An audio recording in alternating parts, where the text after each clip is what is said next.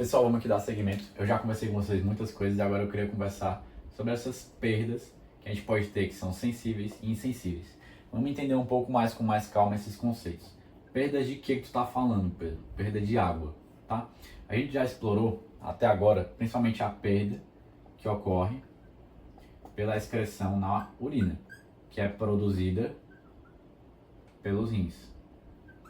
Mas também, reforçando, a gente pode perder a água por onde? Pelas próprias fezes. Seriam as perdas mais sensíveis, que a gente tem uma percepção de que a gente está perdendo algo, perdendo líquido, né? Então, que seria mais as sensíveis. Antes de falar das perdas, como é que a gente pode ganhar água?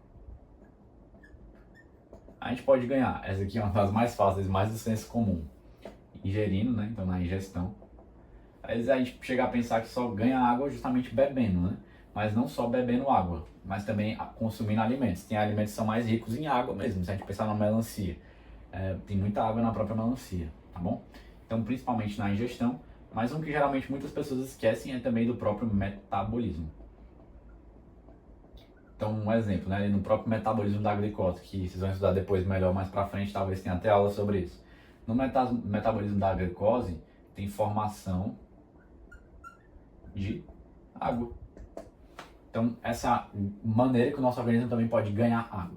Mas não focar aqui, as sensíveis é mais tranquilo, a gente já comentou principalmente da produção da urina pelos rins. Eu acabei de citar também a questão das próprias fezes. Agora vamos falar das perdas insensíveis. Quando a gente fala de perdas insensíveis, a gente está falando principalmente de um processo que é a transpiração. Seja ela ocorrendo pela nossa pele, seja ocorrendo pelas mucosas, principalmente pelas mucosas do trato respiratório.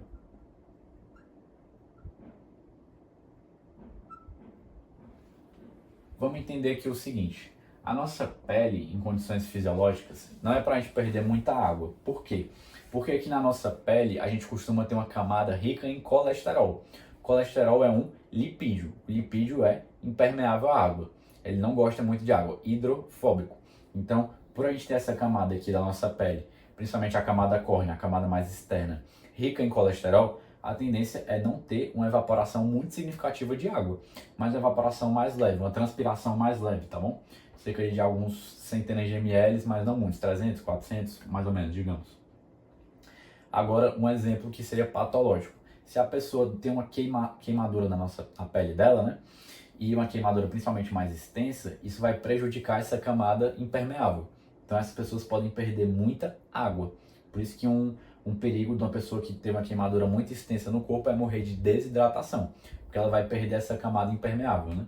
Então uma das perdas insensíveis seria pela nossa pele. Insensível porque a gente não se dá conta disso, né? Conscientemente, mas ela existe. Além da pele, quero comentar com vocês sobre as mucosas, principalmente do trato respiratório. Então, quando a gente respira, o ar que passa ali pelo nosso trato respiratório, o que acontece? Ele tem uma concentração de água, esse ar, que é uma concentração menor do que a água ali nas nossas mucosas. Então, vai ter uma tendência de ter uma difusão, uma osmose, né, um processo de transporte passivo mesmo, da água das nossas próprias superfícies das mucosas para onde? Justamente para o ar que a gente está respirando. Por isso que quando a gente está num clima muito frio, muito seco, por que a gente tem aquela sensação do nariz seco, da nossa própria garganta mais seca, das nossas vias aéreas, das nossas vias respiratórias, melhor dizendo, mais ressecadas? Porque justamente como a gente está num clima frio, mais seco, aquele ar que a gente está aspirando, ele vai puxar mais água das nossas mucosas. Como ele vai puxar mais água das nossas mucosas, para meio que ter esse equilíbrio, né? Porque ele está muito pouca concentração de água, as nossas mucosas têm uma concentração muito rica. Como ele vai estar puxando essa água, vai dar uma sensação de secura mesmo, ali nas nossas mucosas do nosso trato respiratório, tá bom? Então é justamente focando nessas perdas insensíveis que eu queria conversar com vocês, principalmente da transpiração, da evaporação que ocorre pela nossa pele e pelas mucosas, especialmente do nosso trato respiratório por causa dessa interação ali do ar que a gente está aspirando com as nossas mucosas, ali da concentração de água desse ar e a concentração de água na superfície das nossas mucosas. Show, pessoal?